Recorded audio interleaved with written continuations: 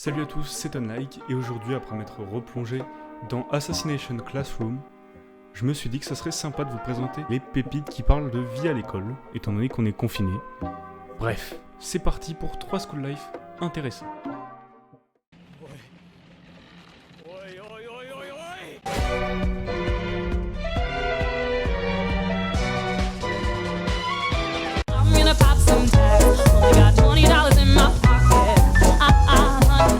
À l'Institut Cheriton, herbivores et carnivores vivent dans une harmonie orchestrée en détail.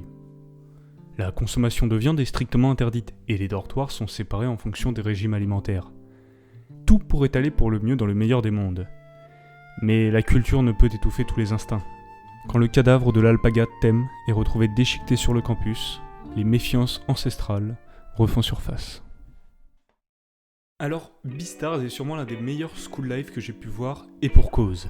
Il a des qualités introuvables dans la plupart des autres school life, notamment le fait qu'il traite pas mal de sujets de société tels que le racisme ou le jugement sociétal représenté par des animaux, et une sorte de rivalité carnivore-herbivore qui montre une séparation culturelle entre les deux parties. De plus, le personnage principal possède un développement très intéressant à mon sens, et la romance qui participe au développement du personnage est très bien amenée et ne pose aucun souci à l'intrigue de base.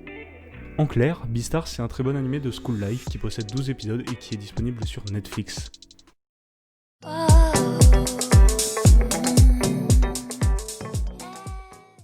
Haruo est un élève de primaire qui n'a qu'une passion, les jeux vidéo. Il passe la quasi-totalité de son temps libre dans les salles d'arcade à aiguiser sa maîtrise des jeux de combat. Alors qu'il pense être le meilleur dans son domaine, ses certitudes vont voler en éclats le jour où une redoutable adversaire va se dresser contre lui. Akira, la plus brillante et la plus jolie des filles de son école. Alors, cet anime que je pensais surtout comique au premier abord s'est révélé être une perle rare qui manque de mise en valeur. En effet, les personnages principaux, Haruo et Akira, vont se lier et la romance va prendre une place toute particulière au sein de l'œuvre. Néanmoins, l'humour reste présent, et ça, c'est pour le mieux. En bref, High Score Girl, c'est un anime plutôt sympa qui possède une saison de 12 épisodes, lui aussi disponible sur Netflix.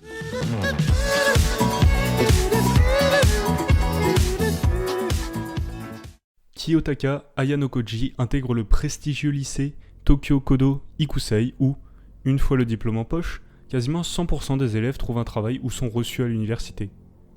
Pas de chance, il rate l'examen d'entrée et se retrouve dans la classe 1D où finissent tous les élèves à problème. Mais au bout d'un mois, Kiyotaka et ses camarades de classe découvrent l'envers du décor et le terrible système sur lequel repose le fonctionnement de cette école. Cet anime est sûrement le meilleur school life que j'ai pu voir, et de très loin, bien meilleur à mes yeux que Relife ou d'autres. Sans trop vous en dévoiler sur l'œuvre, je trouve que le développement de chaque personnage permet à chacun d'avoir sa propre opinion, et cela permet un côté très accessible et polyvalent pour chaque spectateur de l'œuvre. Pour l'instant, seulement une saison de 12 épisodes qui est disponible sur Crunchyroll. Et bien voilà, cette présentation de 3 animés school life intéressants est dorénavant terminée. J'espère qu'elle vous aura plu et que vous irez visionner au moins l'un des animés présentés durant cette vidéo. Sur ce, c'était Unlike. Tu t'abonnes, tu partages, et puis moi je vous dis à plus les potes.